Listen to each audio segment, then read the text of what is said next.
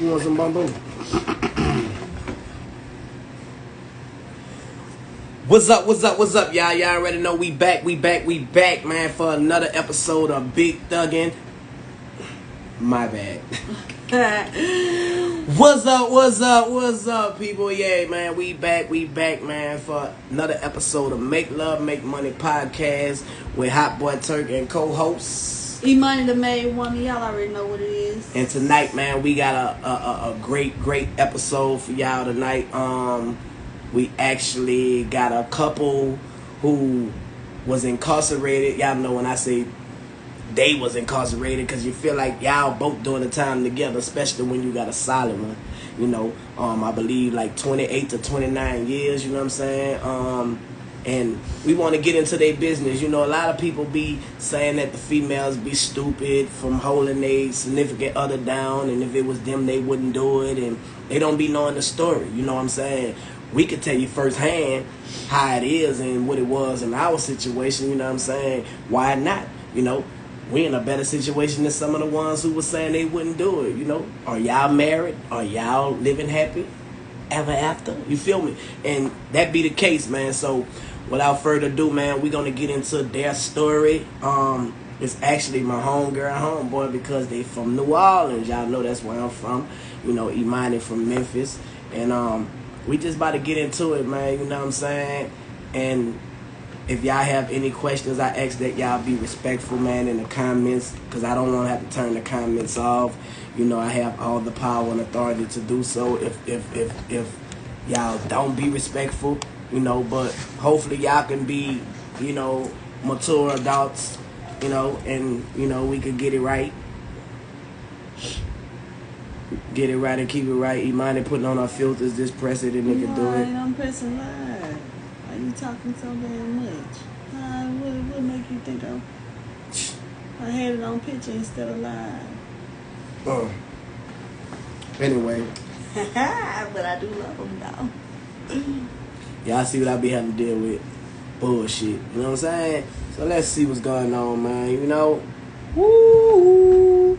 So without further ado, man, Make Love, Make Money podcast, man. If you would like to be a guest on Make Love, Make Money podcast and you have a story similar to ours, of course, man, you don't think you got to do a DM me or DM my wife, you know what I'm saying? And we'll put you on every Thursday at 8 o'clock, you know what I'm saying?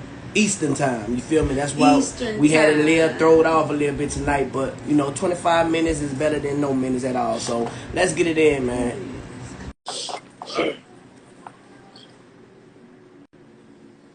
Let's get it in. Whoa. What's going on, man? What's happening, fam? What's up, fam? Hey, what's up? Yeah. It's all love, man. Nice to meet y'all, man. My bad, man. Just blame it on me, man. I was so excited, man, to hear y'all story. I forgot to say Eastern time, you know, but, you know, I hope I ain't inconvene y'all. No, not really. I told her, if she would have told me you was in Atlanta, then I would have been able to tell her, well, babe, we got to be on for 7, right? Yeah. But she didn't tell me Atlanta, so we... Y'all phone going in and out. Y'all got to get some good reception, man, so we could get it in. I don't know if it's y'all's or mine, man. Turn your Wi-Fi on. Yeah. I got Wi-Fi on or off. Yeah, we have Wi-Fi on. Yeah. Okay.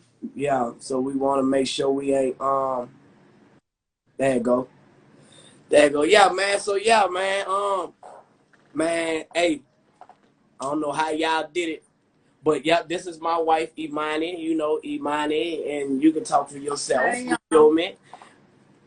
Look, I see.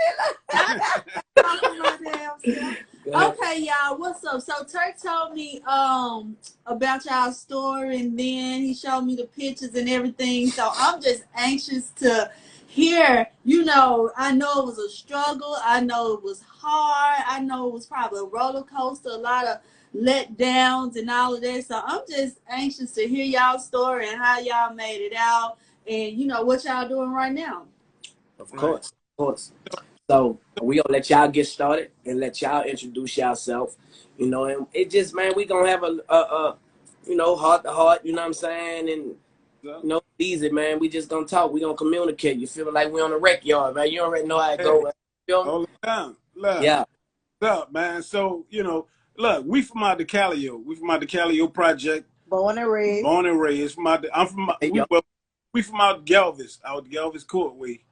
And my mom actually was the manager of the Callio project, right? And so one day I see my little cousin Omar, he out in the courtway, he playing, and he with my wife's brother. So when I see him, I say, man, who that girl is? He said, oh, that's Kimani's sister. Yeah. I said, I like her. Yeah. She was 12. I was 13, right? Yeah. So he hooked us up, man. And, like, it's been on since then, unfortunately. 12 and 13? Yeah, 12 and 13. I told you them people been together for a long time. Because I was trying to put it together. I'm like, wait, hold up. 29 years. Then she got 35. I say, them people been together since they were babies. You know what I'm saying? I'm trying to figure out, man. Like, that's real love, man. That's real love. So it basically was love at first sight with y'all then. Yeah. Actually, it was. It was. We a lot alike. Like they used to call us Bonnie and Clyde. Yeah. That's what's up. That's what's up. Call us Trigger Man and Trigger Woman. That's what's up. That's what's up. That's what's up. I actually went to jail before him. She did. Yeah. And okay. I didn't accept the call. I'm like, shit. I wasn't keeping it real. Oh. What, nigga? I bet she accepted plenty of your motherfucking calls. What? I'm making them pay for them motherfuckers right now. Thousands of dollars worth of phone calls. Yeah. But you know what? In his defense, he probably, niggas we be kind of like skeptical of that jail call, man. We like, man, what the fuck? Like, shit, I might end up in that bitch. Yeah, we a little different. We a little different, man. Cause niggas call me from jail today, man, and I be like, I don't be wanting to not answer it, but then I be like, man, I be scared. To be real, I be like, man, the fuck, man. You know how this shit is, bro. Nigga be scared, like, man, motherfucker probably be recording me, or you be thinking all kind of shit. You heard? They trying to get me, or what the fuck? I don't know. But that's good though, man. So how y'all managed to go from meeting each other at 12 and 13, and like tell us about how it was from the time y'all was young like that, y'all getting together, and how it was until the time that y'all wind up catching your charge, like it used to be a chaos because we both was young, and we was bullheaded, so like he didn't really know what he want, because guys mature slower than women. So no, like we don't. Hey, they gonna stop. Imani, you know what's up. You know what's up. Guys mature slower than women. So like from the time we started talking, I knew I wanted to be with him for the rest of my life. But But I was young. He was still. And I had other little people that I was playing with, right? Right. Unfortunately. So I was a troubled youth, and so I had got in some trouble in the project in the Callio, and my mom was like, no, this shit, it's not gonna work. I gotta get you out of New Orleans. So I ended up in Alexandria, Virginia, like right outside of Washington, D.C. And that's how we got separated, because my mom moved me. And I didn't have no choice, because, back in the days, we didn't play with mom, Yeah. And whatever she said, right. Whatever she said, that was law. Right? Yeah. And then I got out, I went to California trying to start a new life. Right. So then when his mom passed, that bothered me. So I reached out to him, and me and him end up linking back up in the city. And you want me to tell him? Go ahead, tell him. So, we chopped it up, and he was like, I want you to go on a run with me. And I was like, oh, okay. Okay. So he wanted now. I want it, yeah.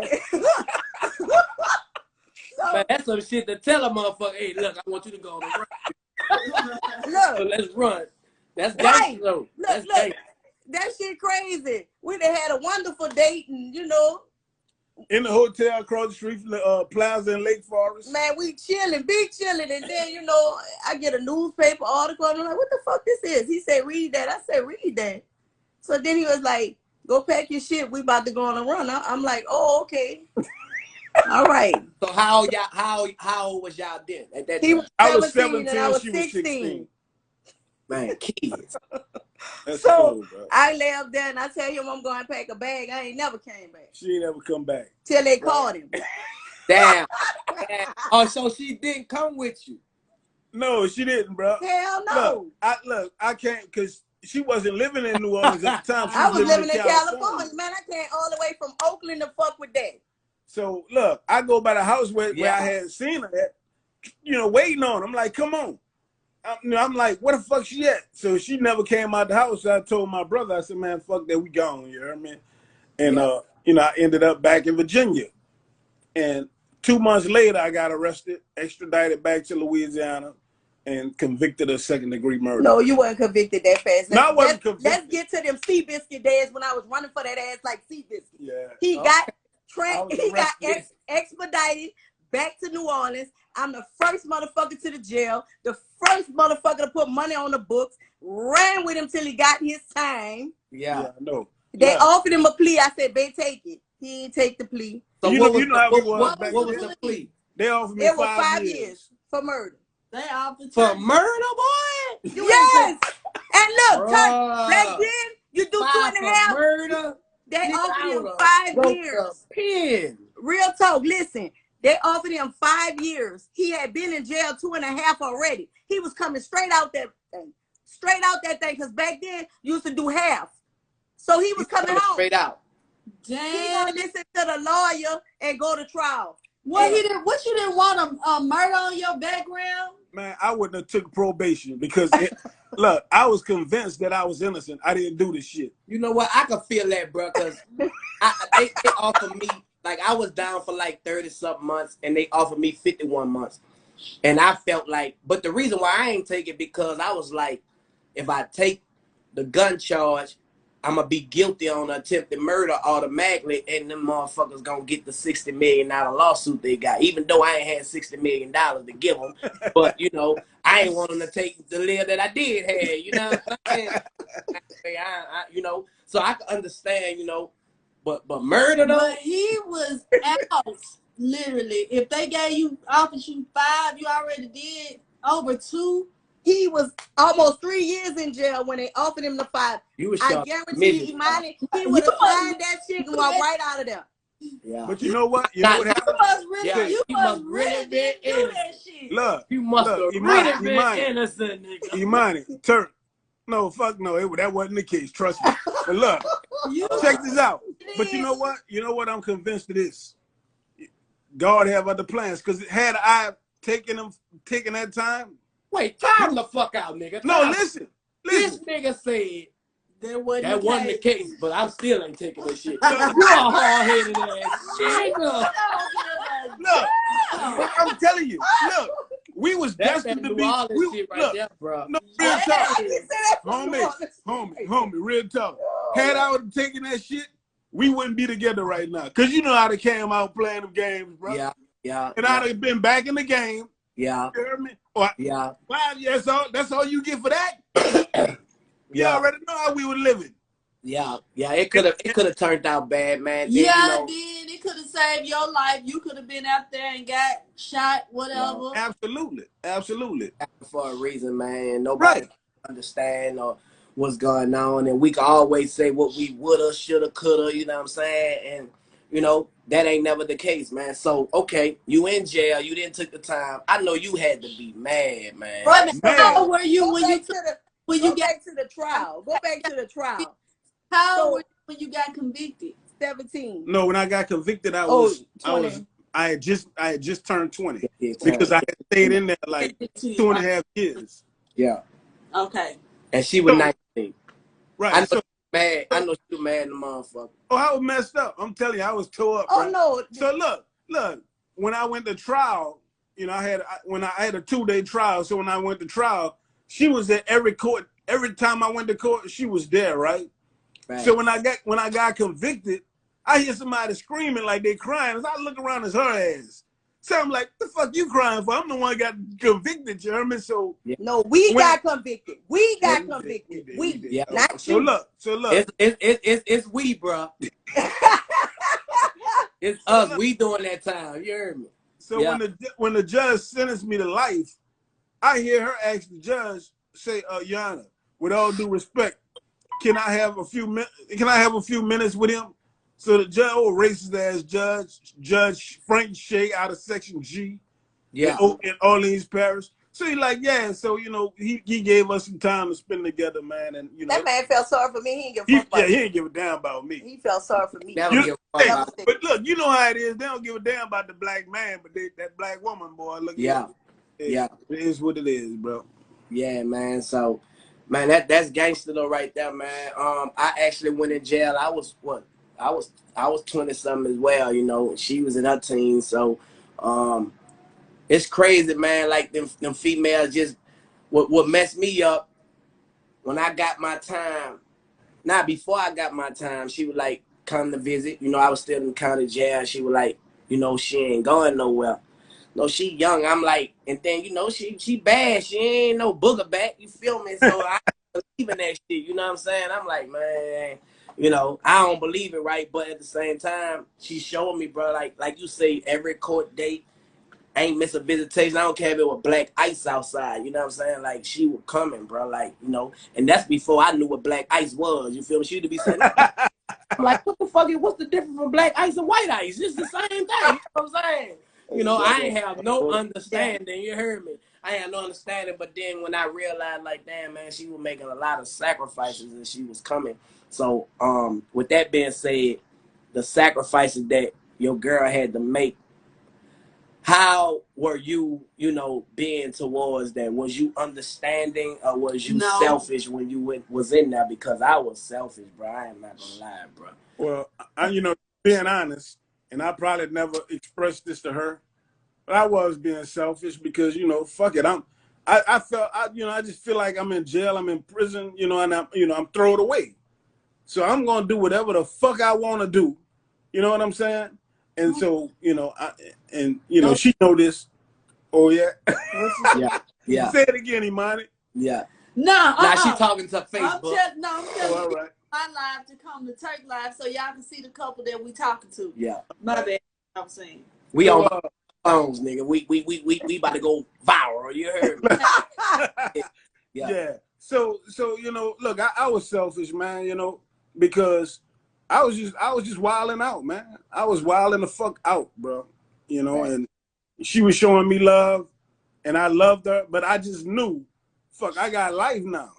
So you had a life sentence? Yes, he had life without parole. Not with parole, without parole. Yo, hey, I'm gonna let my wife tell you that. I'm gonna let her talk to you. That's gangster. What? She stood down. That nigga had life. Oh, for her. I thought you was talking to him. Yeah. Look, that's a tough one. That's a tough one. But when they sentenced Turk, he was really, truly sentenced with 22 years. But he won his appeal. So he ended up just doing he got a 10-year sentence. So, but Lord, what is in your mind when they say life? He kept getting denied. Every appeal was denied. Like appeals was exhausted because they kept getting denied. Mine too. Oh, yeah. That every time we went to court, we thought this was going to be the day. Did y'all think that? Were y'all thinking every time? Absolutely. Yeah. And it'd be so disappointing and heartbreaking. And then you go through that phase where I was angry with him because he didn't take the 5. Like, I was pissed. So you kept throwing that shit in his face. I was mad about the whole situation because I was throwing that in his face the whole time. Like, nigga. See, I didn't ever tell you to take no time. Nah. Because we really felt like they was with the shit. But see, I knew what we was facing. I knew what we was facing. Yeah. You knew. I knew what we was facing. So if you knew, he knew. Of course he knew. I knew, but I didn't give a damn. Look, when you young, Turk. I already know, bro. Nigga ain't trying to take. So y'all, we gonna give a quick little recap for the ones who just came in.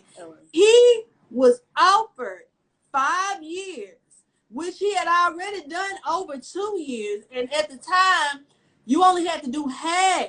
So he already out the door, but he did not want to take the 5 years knowing he was facing a life sentence and knowing good and damn well his ass was innocent. He knew he wasn't innocent.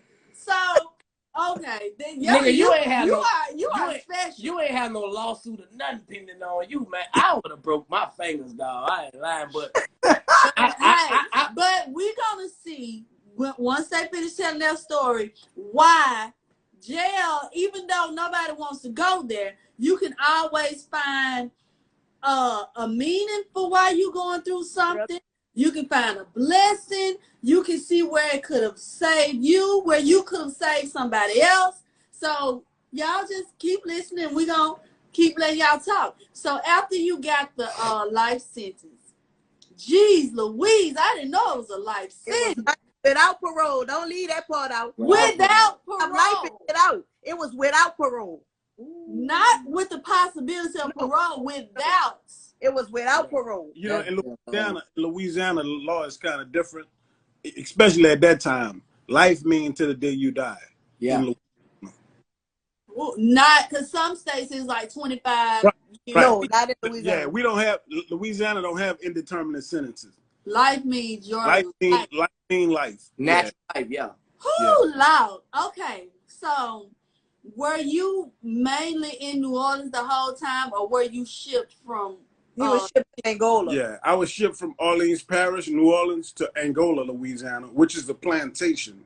Angola is a plantation where during the 1700s, when they brought the slaves from Africa, Africa, they brought them to that plantation in Louisiana, in St. Francisville.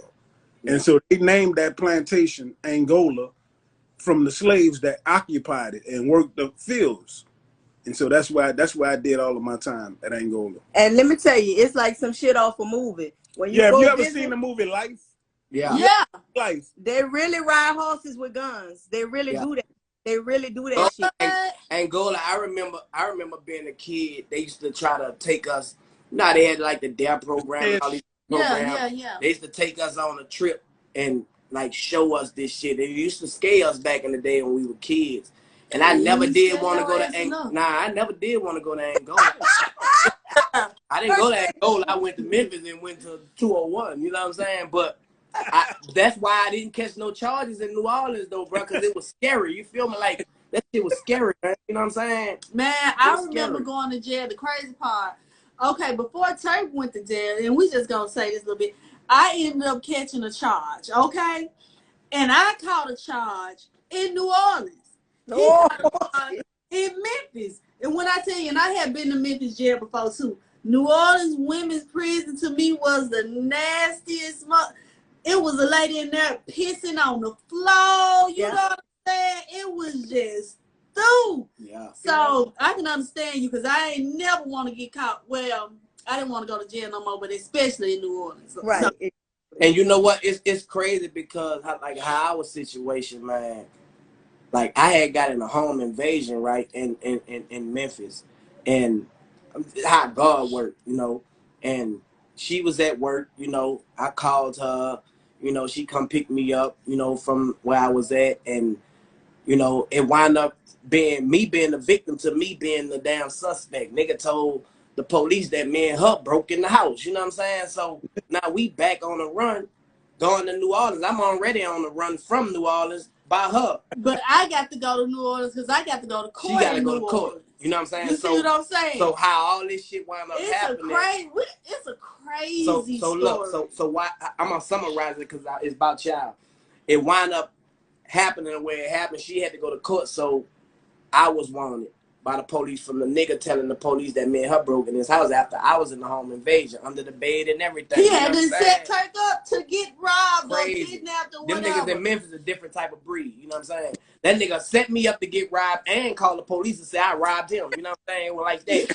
So bam, now the police looking for me. Bam, we get on the road. We going back to New Orleans. She got to go to court the next day. So bam, I'm wanted in New Orleans now. Yeah. I go to court with her, you know, she get her probation or whatever, bam, bam, bam, make a long story short, you know what I'm saying? Me and her wasn't never supposed to get back together, you know, for, you know, how the shit happened, you know what I'm saying, how I played it, you know, of course I had a baby mama at the time. She had a dude in jail, you know what I'm saying, but God had plans how he had plans, you know what I'm saying? But she get back to Memphis, you know, she get back to Memphis and bam, you know, I get in New Orleans and I say, you know what, bam, I'm about to go back to Memphis. Why I'm going back to Memphis out there 10 days. The nigga who called the police on me first time, called the police on me the second time. And said 2 kilos of heroin, an AK-47 in the house. They need to hurry up. And that's how I got in a shootout with the police. You know what I'm saying? Come find out he was informed. Nigga was the whole time. The whole time. But my story is another story is about a child. But look, you already know how I feel about rats, you heard me? Yeah. I put, hey, that was so funny, bro. I put it up, bro. I put that up. I had to put that up. Damn, we're gonna have to show that video. You know, my thing was, man, like, and that's why I was getting at, like, you know what I'm saying, in your situation. Nigga ratted on me, nigga was an informant on me. In your situation, you caught your charge. Did you catch your case out of somebody snitching on you? They just caught you and, you know what I'm saying? They cracked the case. Like, they, not to get into it, you feel me? No, we gonna talk about it. That's what we here for. Yeah. Actually, that's how I got convicted, because I was in jail in Virginia. Yeah. And they had this dude that I knew, this motherfucker from Virginia. I knew him. Yeah. Motherfucker was on a drug charge and he's trying to beat the charge. Yeah. He went, lied, and told the people that I told them that I came to New Orleans and I killed the dude, right? It's crazy. And they used this, a jailhouse informant. They used his fucking statement, man. You heard me? Crazy. Yeah, right. Because, and that's what I say, like, niggas don't understand, like, niggas have the right to plead the fifth, you know, and a lot of people talk about people taking a stand, but not saying this person did it. If you take the stand and you cooperate, you have your statement against that statement or that illustration that the prosecutor put up. You snitch, man. Ain't no around there, because you took that fucking stand to make his statement look contradiction. You know what I'm saying? So you snitch, you dry snitch. That's what that is. You feel me? You got to plead the fifth, nigga. If you ain't no such thing as a motherfucker make you take that stand. Yeah, they can subpoena you, but you still could get on that motherfucker and say, I plead the fifth. Right. You know what I'm saying? So, you know, with rats, you know how we feel about rats, man. You know, and sometimes we have to suffer for that. But sometimes, and all the time, it be God, bro. You know what I'm saying? Like, I feel like sometimes we go through the things we go through, man, because, like, God be sparing our life. Do you feel like God spared your life and y'all life, you know what I'm saying? And that's the reason you went through the things you went through? Hey, man, I think I started off by saying that God had a plan and a purpose for both of our lives, right? And so had I taken those 5 years, man, I wouldn't be sitting right here on this podcast with you. I certainly wouldn't be with her. I mean, this just wouldn't happen. So I believe that God wanted us together, and he knew that he had to put me up somewhere to get my mind right for this woman. And so certainly, you know, I did all that time in jail or in prison or in penitentiary, and she lived the life. Yeah. She lived the whole fucking life. I was going damn near 30 years. You think I'm fucking crazy? Yeah. She lived the life. That's the thing, bro. You'll have niggas saying, and this ain't no disrespect to y'all when we love y'all. Man, I know that bitch was fucking. I know that. Man, we ain't thinking about that. Fuck no. Hold on. Let me tell you something. Let me tell you how real I am. I'm gonna let him tell you. Everybody she ever fuck with, and this the God honest truth. Cause I've been calling her since the day I hit the Paris jail, and everybody she fuck with, she would tell him while I'm on the phone, if he ever come home, not when, if he ever come home, it's over. You gotta get the fuck. You got to respect it, bro. Like, in a real G is not about to be on no whole shit. Like, man, stop your life. Like, you ain't. I wasn't on that. We wasn't on that. We wasn't thinking like that. Because one thing for sure, man, my girl was there every time when it was needed. Right. So why I'm gonna be worried about anything on the outside. If she is fucking with a nigga, you ain't doing something right because she here when I need her every time. But you know, and that's what's important. You know what I'm saying? Go ahead. I made sure it was understood. Yeah. I made sure it was understood. When he called, I pressed 1. When he answered, whoever I'm dealing with, this my husband. I love this man. If he ever come home, you got to get the fuck, and that's what it is. Right. And that from the bottom of my heart. When he came home, I didn't even know he was home. But whoever I was with, they had to get the fuck, and that's it's OV, and that's the mindset of a real nigga. Now, bitch nigga, you know, he gonna be like, yeah, you know, nigga, what can you do? You can't do nothing. You feel me? You worry yourself straight. But you know what? Understanding. Just like I had people, he had bitches running for him when I couldn't make it. I ain't mad. Fuck, they had saved me a trip. Right. And you know what I'm saying? You know, look, say you was in prison in Memphis, but I heard me. Shit, you know, she knows, so I can see it. I was fucking guards and everything up there. Hey, don't talk too much, man, because they think we fucking boys when we say we cheated. Don't do that. The prison guards. It's a joke, nigga. It's a joke. Cause listen, hold up. I say I cheated on my wife, right? And these duck ass nigga like, he cheated with a nigga. No. But you just say what I won't say because I'm who I am. You know what I'm saying? But me and my wife know what it is. You know what I'm saying? Like we just can't leave and get a key and come back when we want. But like I said, when I say I cheated on my wife, dog, and she still was there. And I went crying and running back to her, dog, you know, like, because I knew it wasn't no replacing. Like, it just was like, it ain't nobody like her. Right. Like, it wasn't nobody like her. So, you know, about 6 months, she said it was a year, but I felt it was 6 months. It was not. That's because you was in there fucking.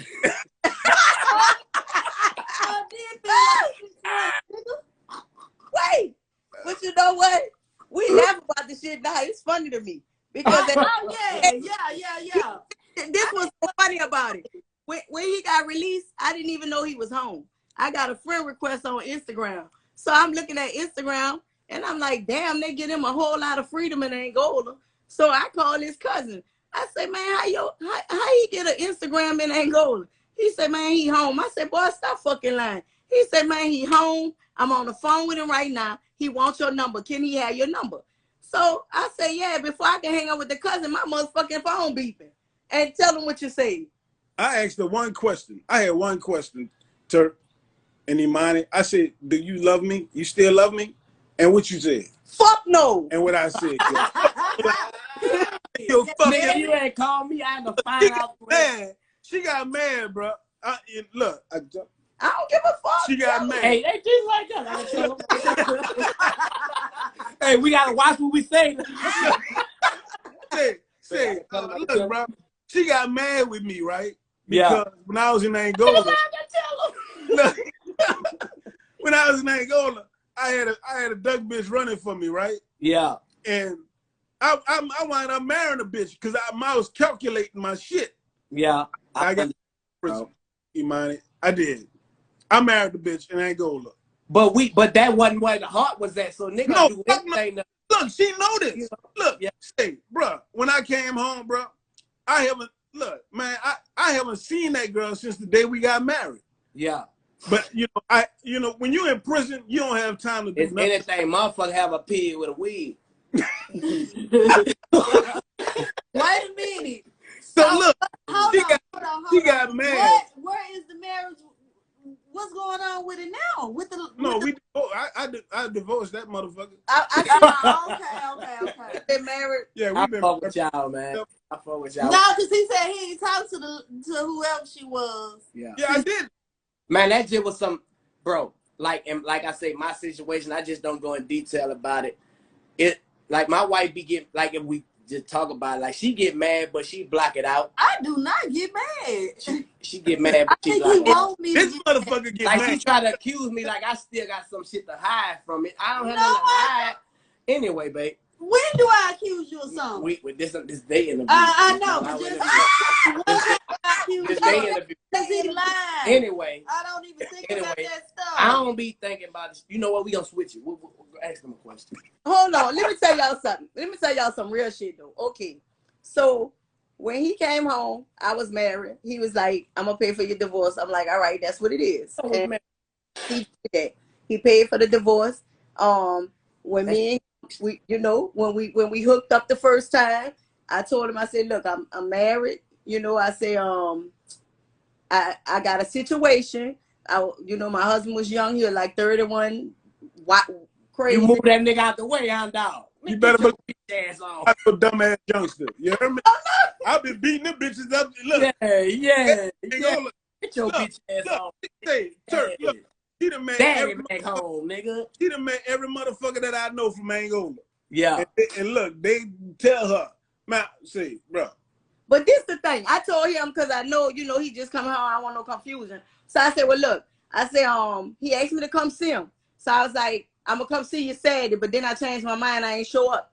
But then I thought about it. I'm like, man, me and him go way back. We got a lot of love. I said, man, I'm not a liar, so I'm gonna go see him. So I went seeing him. We chilled. We had a nice little date or whatever. You know, it was like he never left. Like the shit just picked up where we left off. And so my husband at the time, he called about 89,000 times. So look, I had to answer. Hold on, did the husband know what you was doing, or you snuck out? No. Fuck no, I hadn't got rid of him. Yeah. Oh, okay. He kept calling, so he started on my nerves. You know, my nerves got bad fast. I answered the phone. I said, look, bro. I did too. I did answer that nigga. Yeah, I answered that nigga. Hey, look, the nigga sent his cousin to the house. I go to the door with the strap with my boxes on. It in my house now, nigga. I'm coming like that too. Yeah. And look, say Turk, look, he might be watching this podcast right now. Man, come on, man, stop playing. Go ahead. So he called buku times or whatever, and I forgot that I had told him about him and showed him pictures. So I was wondering why he was so stressed out when he telling him, man, we just friends, you know, we go way back. I don't want to hear that shit. I don't want to hear that shit. Put my wife on the phone. I said, bro, listen, man, fuck that. Fuck all that. I'm with her right now. We straight like that. I'm with her right now. I'm trying to be respectful, nigga. Yeah, I'm trying to respect you. Yeah. So, hold up. I'm about to fast forward this bitch. So I wound up coming to her house. You heard me? And we just chilling. I ain't fucking with her because she had already told me. She said, look, you know, when I do stuff, I want to do it in decent and order. I said that. Listen, she said, I won't be right before God. You heard me? I did say that's what she told me. So, you know, I ain't gonna put no pressure on her. I ain't had sex since I've been home, right? So you already know what's on my mind. So look, the dude kept calling. So I answered the phone. I said, bro, listen. I said, I told you, bro, that I wasn't messing with your wife like that. I said, but since you won't keep calling, talking shit, I said, now I'm about to fuck your wife right now. Look, I hung that phone up. I hung that phone up, and you know what I did? Crushed him. You know what I did after I hung the phone up? You fucked his wife. You did her a favor, shit. You got rid of her problem. Because look, I don't know what it was. Look, Turk, I don't know what it was, but I was on that shit about we just gonna be friends. We not gonna have sex. Man, you know, when that nigga, that's your nigga. When that boy told that boy what he said, I was like, it's your nigga. Shit, as soon as he hung up, we've been together ever since. When you got back in front of dude, what happened? When you get, ain't no getting back in front of him. No. So he was we just locked up in the mail. He was in jail. No. He in New Orleans. He probably on here watching. Oh, so he out. Oh, I thought he was locked up. Oh, he wasn't locked up. Like, so you never did go back home? Hell no. For what? It's over with. For what? Damn. Ding-a-ling, dinner. You left clothes and that? When he said he was paying for the divorce, we took care of that. He got his papers in the mail, and that was a wrap on that. Yeah. So have you had any problems? Because y'all say he probably be on here watching. I don't know why he on here watching, because like I'll move on with my life. But how long ago has that been? About a year and a half. Yeah.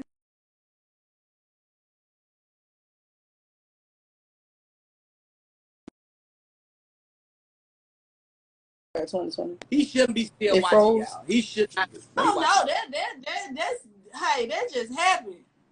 So is your dude still watching up? You might have said that just. You don't shut up.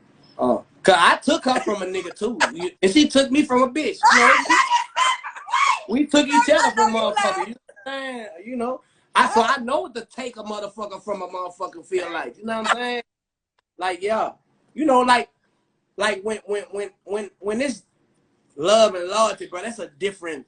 You know, when you got a down there woman, man, I ain't never had nobody like her. Like I'm hot boy Turk, so I never did. You know what I'm saying? Don't toot your horn. Oh, you never will now. So, you know, like we went through a lot of shit, bro, you know, and it ain't no woman like my wife, period. Like, it's my home and it's my everything, you know what I'm saying? We do everything. Everything.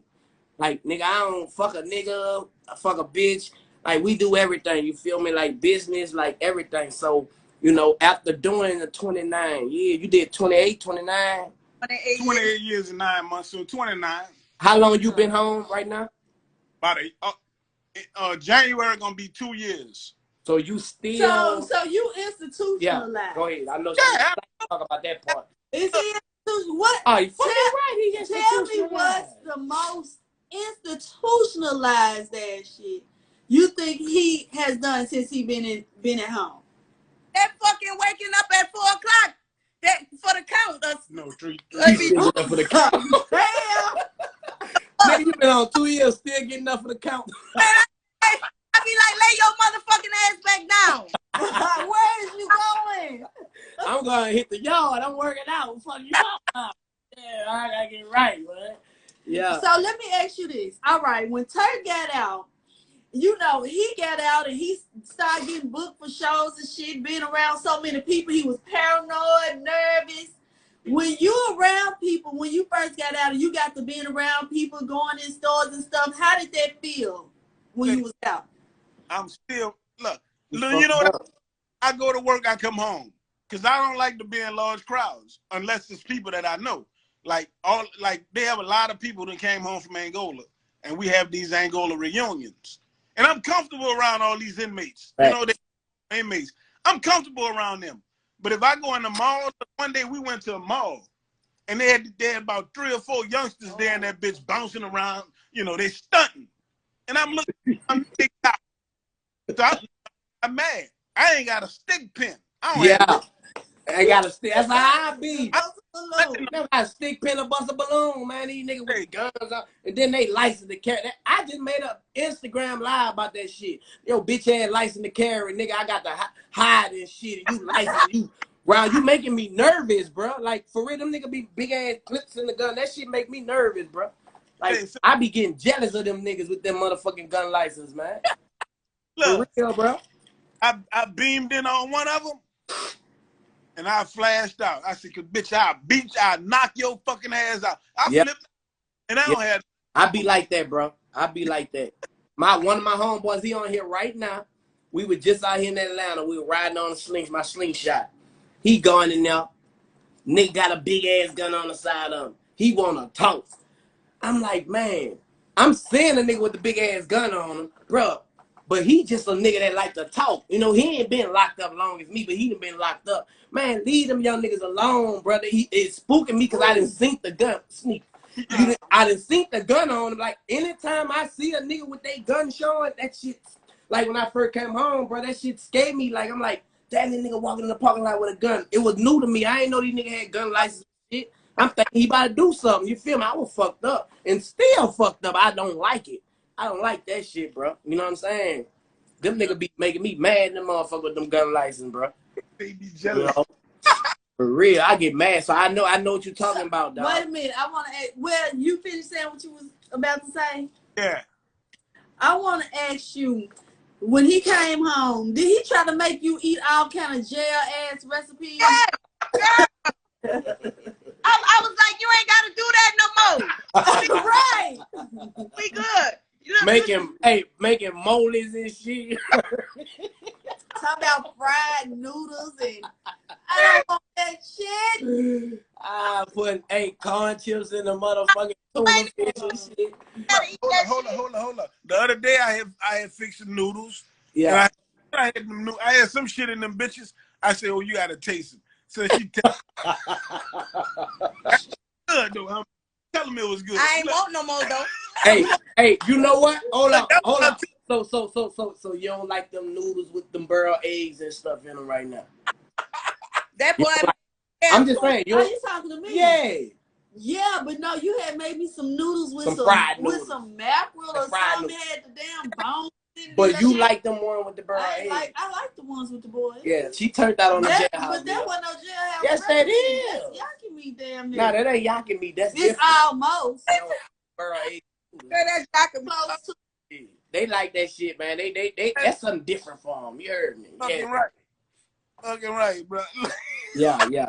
Hey, man, I just think, man, it's just like people don't understand. Like, you know, I know y'all probably got, and I know she probably got, like, people saying, you stupid from holding him down and this and this and that.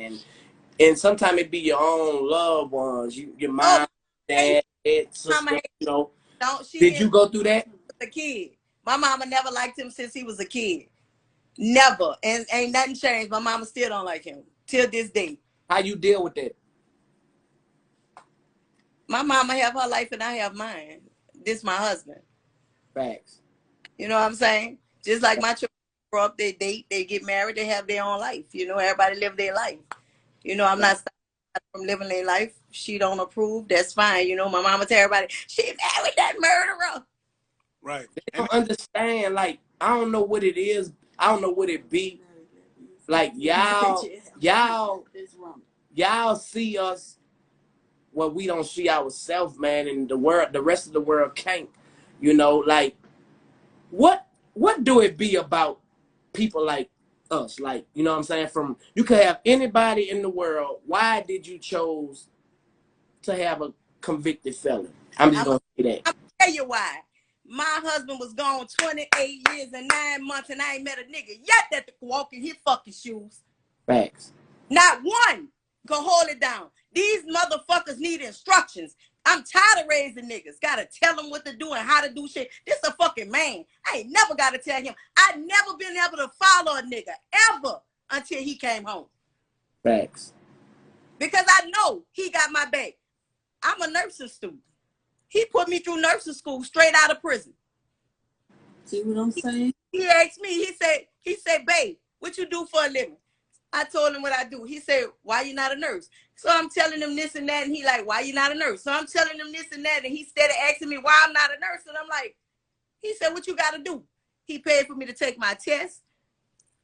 He made me quit my full-time job. Imagine how scary that was. For somebody to say, I got you, I'm going to hold you down, and I'm used to being a breadwinner. So I'm like, damn, this dude want me to quit my full-time job? Like, I got bills to pay. He said, when 1 hour lady working? For what? Man, that boy made me quit my job, and I tell you, from the time we got together till now, he pay everything. House note, car note, insurance. I go to school Monday through Friday. I work 2 days a week. He don't know how much I get paid. He don't know when I get paid.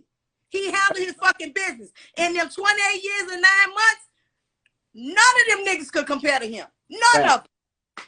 That's why I went to what I'm talking about. So this to be made. I've been wanting him. I've been in love with him. I was mad because he caught a charge. Because I felt like you fucking broke us up, you know? But I understand it was a backstory to that shit. You know, he didn't go to jail for wilding out, selling dope. He didn't go to jail for fucking with some niggas. Man, he went to jail behind his fucking mama. Yeah. He went to jail for his fucking stepdaddy. Yeah. It was deep. It wasn't no just random act of violence like most black folks get the charge for. This shit was deep. This shit ran for years. I was there. I witnessed that shit. And you know what? When you said that, my wife witnessed my situation. And that was the whole thing. That she said the reason why she didn't leave. Because she knew what happened. Right. Nobody else don't know. Right. But she knew what happened. And that's what be mattering in our relationship. Our significant other be knowing. Everybody on the outside that can speculate and say what they wouldn't do, and it's because y'all don't know how it went and what went down. They don't know the back. They don't. You don't know. You feel me? And that's the whole thing, man. We got story. We got history with this shit. You feel me? So you never know what you'll go through until you in a situation, man. You know, I can sit here all day and say you stupid from this, you stupid from that. But if this what you choose to be and that's how you choose to go, you know, I can't speak on your relationship. You know what I'm saying? What you say, babe? No, I'm just, amen. So I think it's a wonderful story, and I feel you all the way, man. You know, like I know what that love is. You know, the real love in hip hop. That's what I call me and my wife. You know. So let me ask you this. All right, you went to visitation. I know you was going to visit them and stuff, right? What was the? Did y'all ever get a chance to like get away with any type of shit during visitation? Oh wait, I tried. Hold on, let me make y'all laugh. This is what's so funny about it. Like he had tell me cut my underwear and put a safety pin and all kind of little stupid ass shit, right? But I don't fuck with that. I love you, but it's some shit I'm just not gonna do. So that's why I had when, you know, he get him a little strange because I wasn't gonna do it. You understand? But at the same time, all the strange you got, as soon as you got out of prison, you found me. And I ain't fucking not one time in 30 years. Mm-hmm. Yeah. Yeah. I mean, but look, I tried though. You heard me? I tried. I ain't lying. I tried. Cause you know Angola different. It's not like you fucking like, you know, fuck it ain't. At that time I was in Angola, like 2 years ago, it was different. Yeah. You could do your shit. You heard me? And I will say this: when I went to visit him, I didn't have to pay for a motherfucking thing. He had everything covered. Everything. Yeah. Everything I wanted, it was on him. And man, he was we got it on lock, man. I bought my girl 2 cars, man, rings, and like all that shit from jail, dog. Like, so, you know, like nigga really just had to step it up, man. You know what I'm saying? When, you know, like it ain't like a nigga just living and they just taking care of us. Like, nah, you know, everything. You feel me? We're in a real relationship. We having phone sex. I'm getting pictures in. The pictures was lovely. I love them pictures. You know what I'm saying? We getting all that. We having phone sex all day. She had a silver bullet. You know what I'm saying? That silver bullet was up. So when I get on the phone, I'm like, all that. We gonna keep it all. You already know how it go.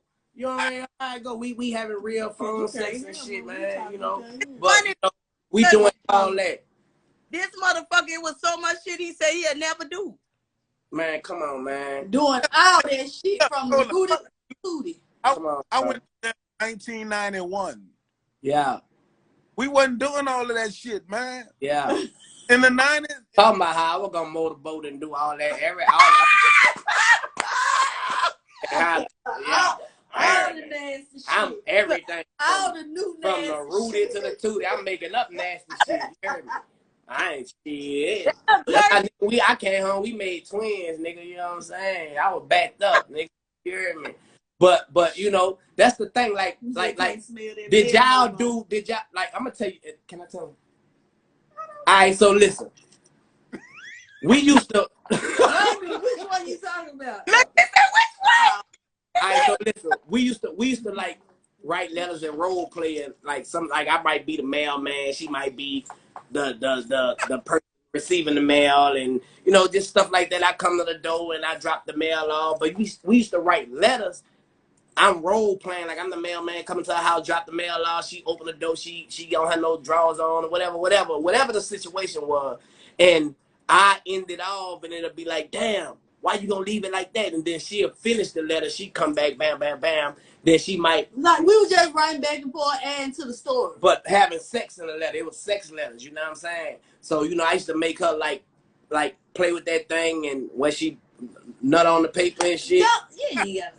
I'm just saying, she circled the paper and shit, right? And when I'm getting the paper, I'm licking the paper. Nigga, I'm licking the paper and everything I got to get.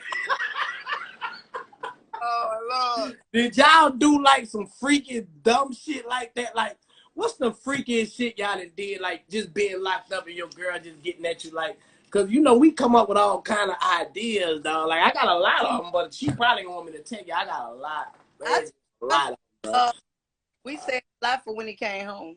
We really make it up for them 28.9. I promise you that. Okay. Well, we made up and then we made it again, you know. Trying to catch every interstate.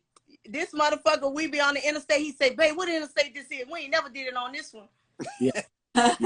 Hey, it's like that. Y'all fuck around, have them triplets, man, like playing like, backyard and everything. And I don't give a fuck everything, bro. Everything, bro. And it's just like what keep us going, bro, is just staying busy working, you know, doing stuff like this together, make love, make money, man. Like that's what it's all about, man. You know what I'm saying? At the end of the day, man, like when you have a person to just accept your flaws and all, I don't know if y'all know, my wife is a breast cancer survivor, so the same way, like, she held me down for 8 months, 16 days, I did the same thing when she was going through chemo, radiation, and all that, you know what I'm saying? So nobody can say that she was stupid. I guess I'm stupid too, you know what I'm saying? Because I was there the whole time. You feel me? I was changing the tubes. I was doing all that. I cut her hair when her hair started falling out. After, when you posted the thing about me and my husband, I saw a dude on there say, I'm a nigga and she's stupid. So I go to this page. Hold on. I go to this nigga page. This bitch don't have no followers. Boy, you insignificant. Yeah, bitch, it's all insignificant. You ain't and that's the thing. People who don't understand, and 9 times out of 10 they be miserable people. You know what I'm saying? Trust me, man. You don't have to, like, I learned not to take nothing. I don't assume anything, and I don't take nothing personal. So therefore, I don't go back and forth with people who got an opinion. You know what I'm saying? Like, only the real can relate. There's a lot of people on here that loving our story. They laughing. They like, damn, that's some real shit. Because you got a lot of real people out there. You know what I'm saying? Mm-hmm. That's why me and my wife started this Make Love, Make Money, because people don't get to tell their story. Real people don't get to tell their story. Tell their people story, so infatuated with like celebrities and all of this, you know, this shine and all of that. But it's real people. We go through real shit. You see what I'm saying? Every day ain't no good day.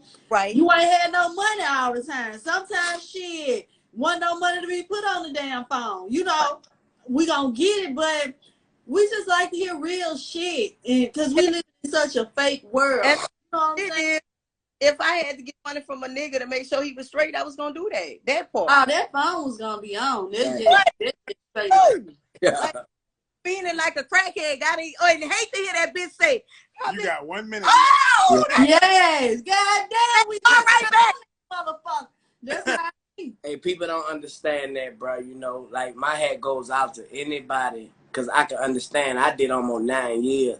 And my wife was there every weekend from the time I went to jail. Like, this is no cap, you know. And what showed me that she loved me, man, is me cheating. You feel me?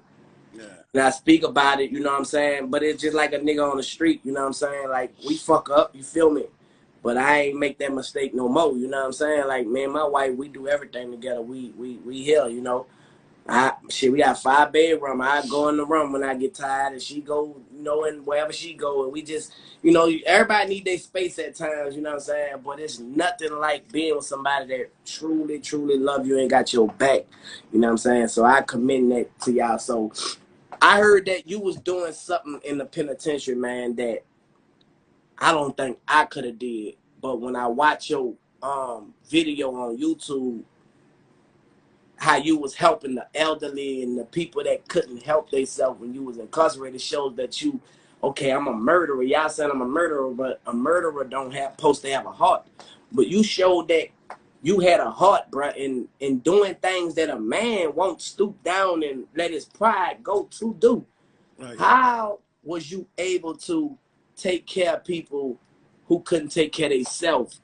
And how was that experience when you was doing that, when you was in prison, bro? Well, first of all, you know, I've always believed that I would get out of prison. I did. From the time I was sentenced, I believed that I didn't believe I was going to die there. But then there were moments when I thought that, damn, you know, this shit ain't going to end. I'm going to fuck around and get old in this bitch, and I'm going to fucking die here, right? And so when I would have those feelings, and I would see other guys who'd been up there 40 and 50 years, they done got sick. I said, man, I need to start helping these people, because I want to set an example. Because if I get sick and I can't do nothing for myself, I want to set an example or create an environment where somebody will do that shit for me, right? And so it was that caused me to be empathetic and to like empathize with those guys, man, these situations, and it caught on. And so I was able to assimilate a crew of guys who had that same philosophy, because we don't know. We can have all the hopes and plans that we want to, but we just don't know what the future holds for us. We don't know what tomorrow has in store for us. We just don't know. Right? That's why we have to live our life in a way to set an example for others to follow and say, well, look, Turk and Imani doing this. So if they doing this and they helping people, then perhaps I need to do something to help somebody as well, right? And so that, you know, that was the type of environment that I wanted to create inside of prison. And that was one of the things that motivated me each and every morning. And she talk about, babe, you still get up at 3:30 every morning. I sure do. Because I used to get up at 3:30 in the morning to change those guys' diapers and make sure that they, you know, if they urinated or defecated on themselves, I wanted to get up early in the morning and change them. So when the breakfast coming at 5, the dormitory wouldn't smell like crap. Yeah. At 3:30 every single morning. And fortunately, I still do it to this day. Even being home like almost 2 years, I still get up at 3:30 every morning. Yeah, yeah. So would you consider yourself doing what you were doing in prison, like helping the elderly and the less unfortunate to take care of themselves, while the less fortunate while you're on the streets? Would you consider yourself doing that? Can you see yourself doing that? Absolutely, because not only that, I'm a sign language interpreter for the deaf. He did. You know, I interpret for the deaf. He started with the prison, the deaf inmates that couldn't speak. Right. I used to the deaf inmates. And you know what? We was at Walgreens getting our vaccinated. And they had a deaf lady in there who couldn't communicate. I stayed in that Walgreens an hour over the time I was supposed to be there just to interpret for that deaf lady. Okay. So I said that to say, man, the things that I do, it's not what I do, it's who I am. Facts. You know, helping and caring for people, that's not what I do, that's who I am, man. Facts. Feel that. Well, I gotta take my hat off to you, man, because when your wife sent me that, man, and I watched it, I showed my wife, I like, man, this is gonna be good, man, because they don't show the reform. They don't expect us to change. They expect us to go back and forth and it be a revolving door. And I think a lot of people don't show this side of it. And that's what we vow to do, bro. Show this side of it where people can see that people do change, man.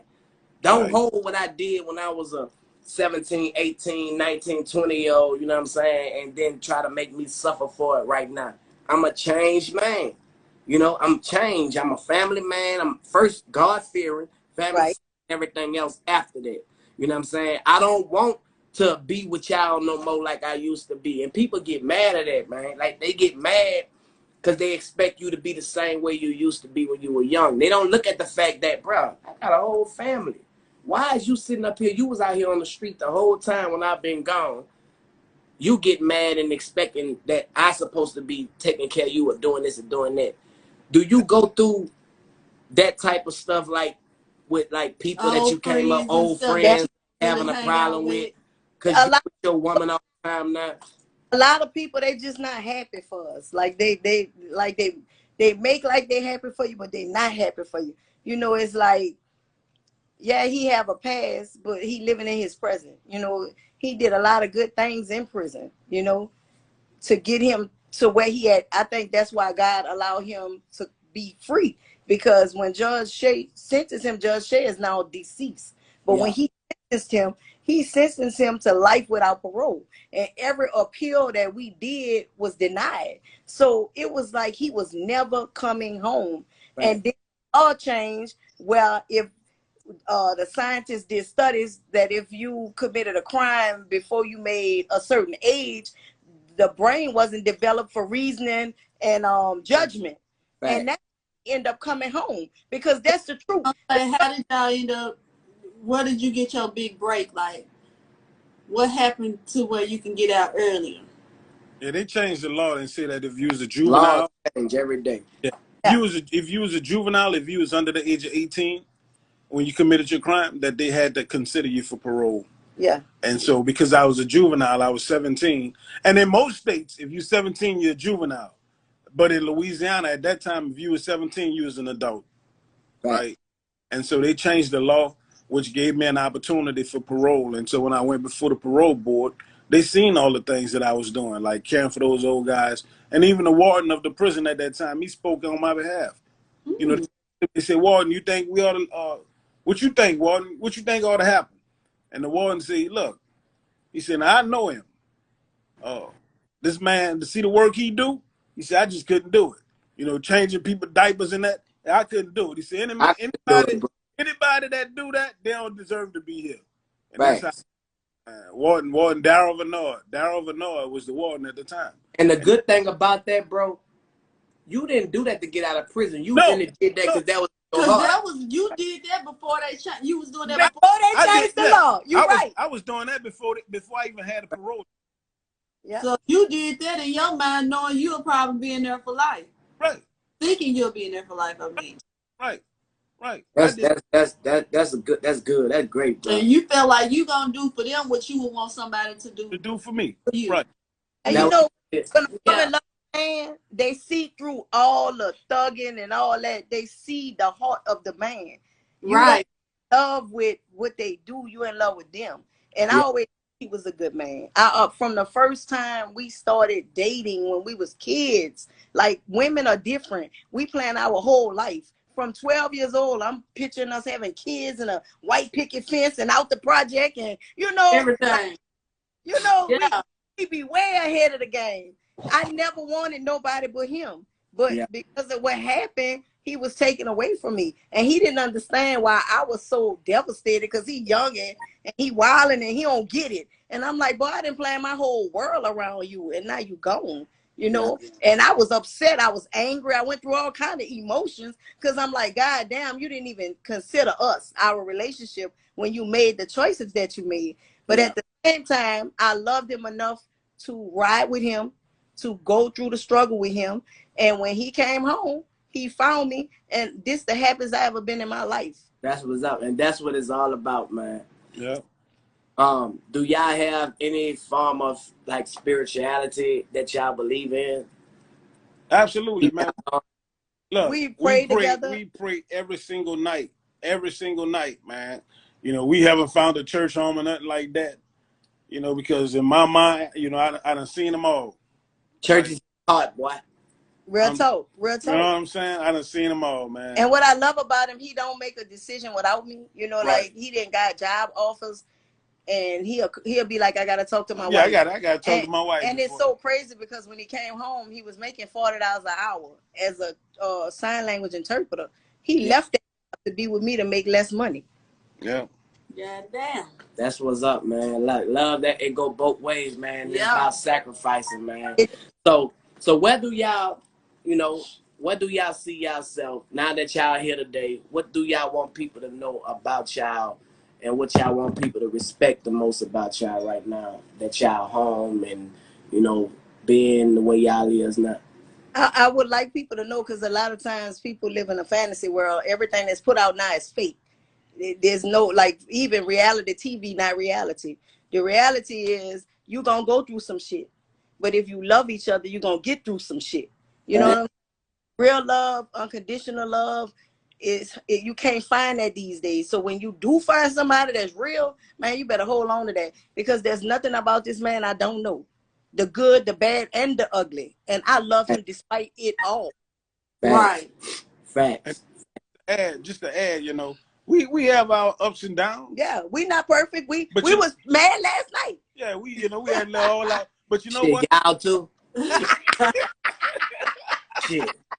But look, one thing I can say, you know, all our little spats is never about infidelity. It's about some past shit. You heard me? Yeah, the past. That's the thing, bro. Like we don't have infidelity problem. Like you know, that's not a problem. It'd be like disagreements, like she right, I'm right type shit, like that. You know what I'm saying? Like we gonna fuss about that all the time. She trying to like.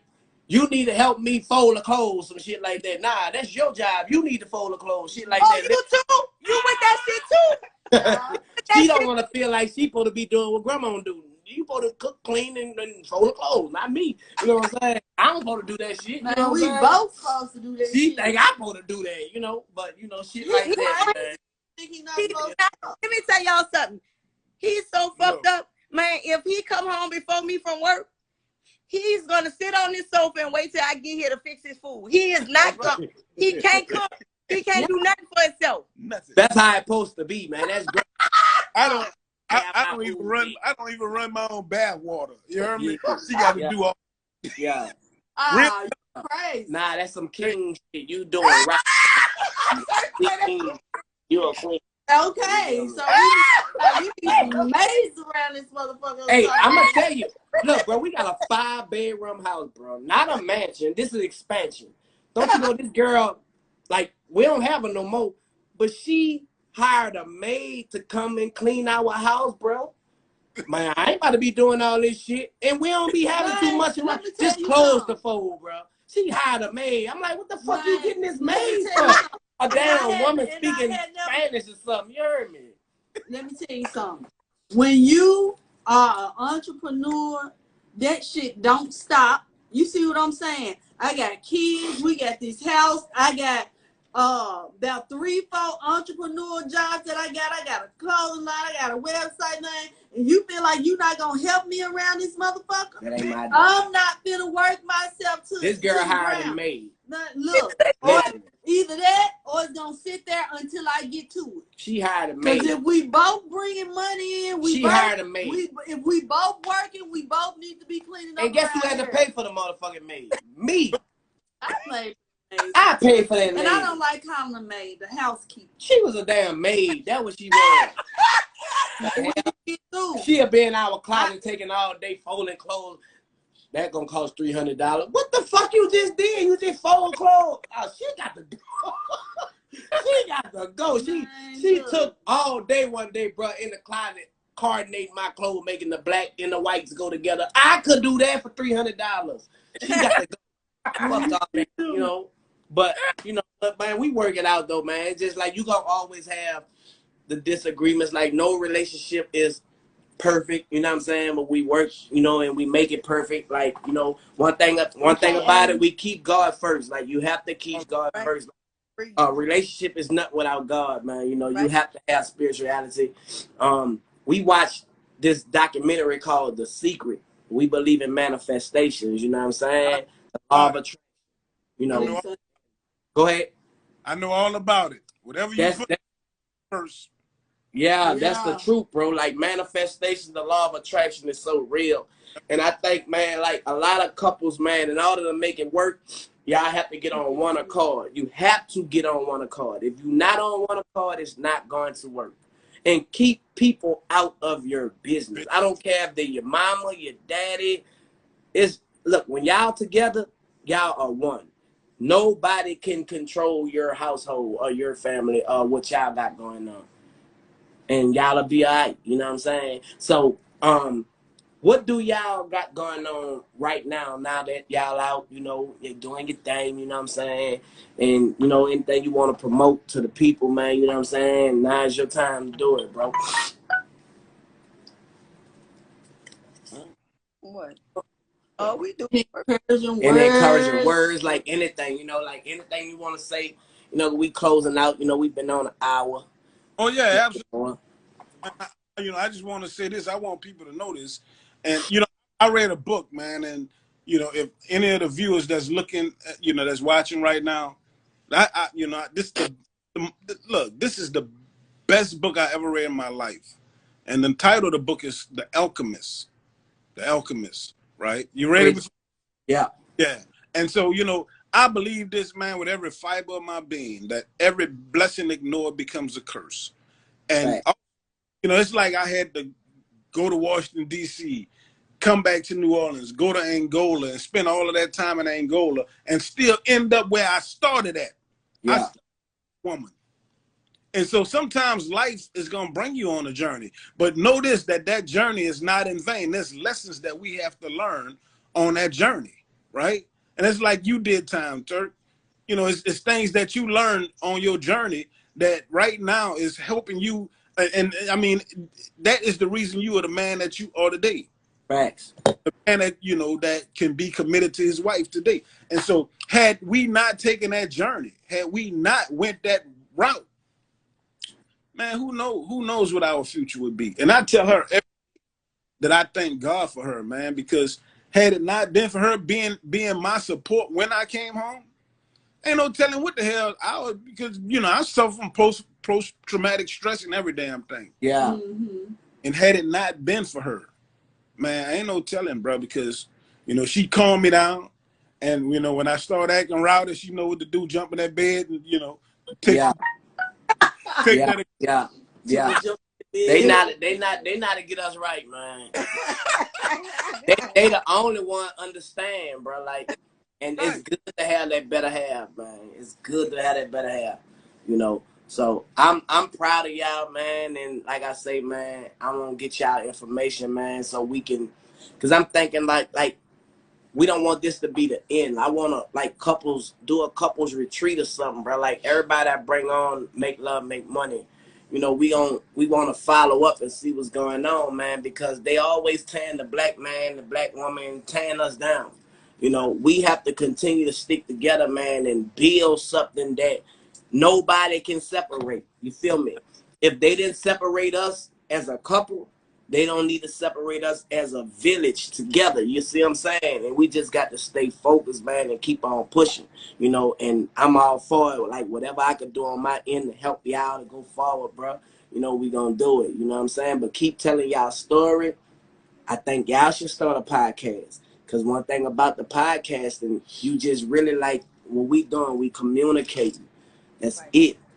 Control the narrative. Don't let nobody control y'all narrative. And I promise you, bro, everything else gonna fall in place, man. You know what I'm saying? Help somebody else, bro, because it's somebody else that need that encouragement. They need to hear them stories, bro, like real life stories. You know what I'm saying? And that's all we do, man. You know what I'm talking about? Why they keep saying that? Why they keep saying that? Now, since you talking shit, I'm about to fuck your wife. Boy, that's gonna be a pin. That might be a meme. You heard me? Yeah. Make a shirt. A meme. Right. Yeah. Shit, I'm about. Hey, that's gangster. Now since you talking shit, I'm about to fuck your wife, man. Y'all, that's put that on a shirt, nigga, because niggas feel like that. Nigga, I was respectful to you. Now I'm about to fuck your wife since you want to play. You know what I'm saying, man? Look, that's how memes start. That's how shirts start. That's how ideas start. Put that shit on a shirt, nigga. You talking shit now? I'm about to fuck your wife. Put it on a shirt and say that shit, dog. Ideas are your fortunes, my nigga. You heard me? Right. But look, bro, man, we admire y'all, man. And look, we're going to keep y'all in our presence. I thank you, man. I thank you for this venue to tell our story, man. All right? That's man. what's up. And I know a lot of people enjoyed it. Like I say, man, this is going to be on Apple, Tidal, Google. I'm going to have it all over, man. You know what I'm saying? So I'm going to send y'all the links.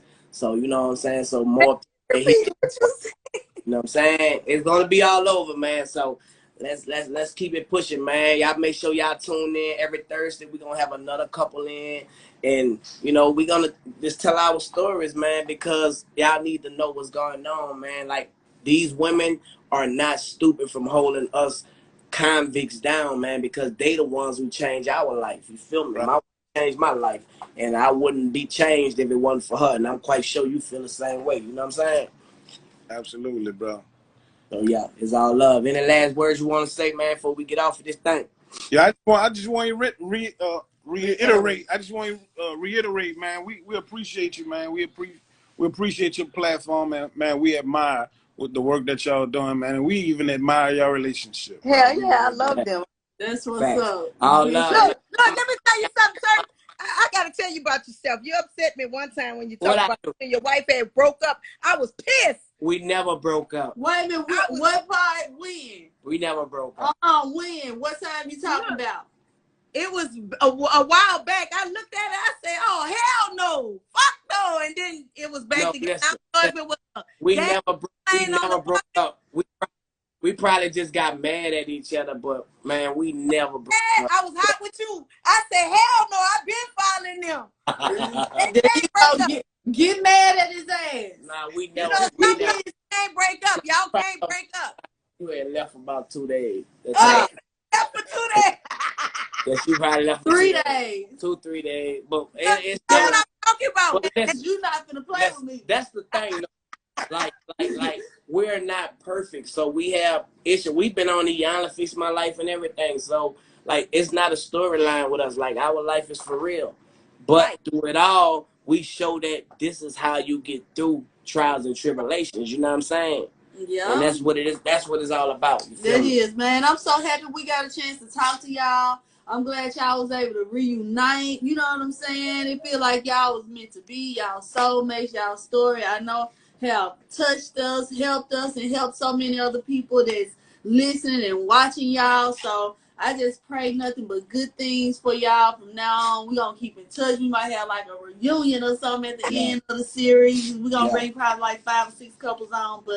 But yeah, y'all had a real gangster story for real. They verified me. They verified me on Twitter. I just got the nerve. What? Yeah, man, I'm verified. Blue check shorty, man. They just certified. But look, anything that you need, bro, on my end, like, man, listen, man, let's take, like, I got a vision for this shit, man. I'm gonna send y'all my direct line, you know, because y'all a real couple. I'm not gonna send it to everybody, but the real couples, they get my direct line because I want to keep in contact, man. Like, black love, we're not racist because we saying that, but we got to stick together, bro. Because I feel like he got a real lane, but I know it's gonna take some structuring with the prison helping them people. I want a pipeline with you, bro, and we get some money together with this shit, dog. Like, listen, these niggas talking about prison reform, but they haven't been in prison. How can you reform prison and you don't understand them? Yeah. We who been there got to be the ones who talk up and say, look, this is what we need. This is what we got to do. And prison wives, you know what I'm saying? Because they were there. Like, that's a whole new movement, dog. It don't get no authentic than us. You know what I'm saying? So I'm going to send y'all my direct line. We're going to keep in contact, man. And, you know, we're going to do things in the near future, man. You know what I'm saying? That's on law, man. You feel me? That's what's up, man. We love y'all, bro. All love, bro. Y'all stay up. And I'm going to send y'all all the links, man. And I'm about to send y'all the number and everything, bro. Number love, man. Y'all stay safe out there, bro. All right, man. I appreciate it. All right.